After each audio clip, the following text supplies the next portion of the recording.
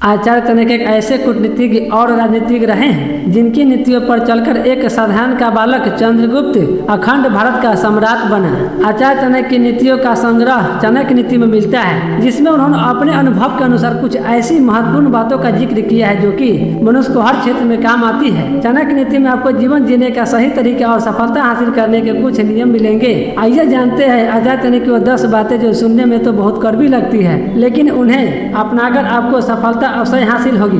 अगर आपने अपने मन में कोई काम सोचा हुआ है तो उसे किसी के भी साथ शेयर न करें, बल्कि उस काम को अपने मन में रखते हुए ही पूरा करें, क्योंकि कोई दूसरा व्यक्ति आपके काम में विघ्न पैदा कर सकता है। कई बार लोग कहते हैं कि जो नसीब में होगा वही मिलेगा, लेकिन आचार्य चाणक्य का मानना है कि मनुष्य को कभी भी नसीब पर कुछ नहीं छोड़ना चाहिए, बल्कि अपनी मेहनत पर भरोसा रखना चाहिए, क्योंकि नसीब पर चलने वाले लोग हमेशा बर्बाद होते हैं। मनुष्य को काम करने के लिए हमेशा व्यवस्थित रहना चाहिए, क्योंकि बिना व्यवस्था के काम करने वाले लोग न तो कभी सफल होते हैं और न ही कभी उन्हें कोई सुख प्राप्त होता है। चाणक्य नीति के अनुसार मनुष्य को कभी भी बिना वजह धन खर्च नहीं करना चाहिए, बल्कि धन का संग्रह करके रखना चाहिए, ताकि भविष्य में आने वाले मुसीबतों का सामना किया जा सके। किसी भी चीज की अति बहुत बुरी होती है, फिर चाहे सुंदरता हो या फिर पैसा। इसलिए मनुष्य को सुंदरता या पैसा पर घमंड नहीं करना चाहिए। मनुष्य को कभी भी जीवन में संतुष्ट नहीं होना चाहिए, क्योंकि संतुष्ट होने पर मानव सफलता की राह से भटक जाते हैं। और किसी ने कभी आपकी मदद की है तो मौका मिलने पर उसकी मदद करने से न चूके, क्योंकि एक दूसरे की भलाई करने से ही आगे बढ़ा जा सकता है।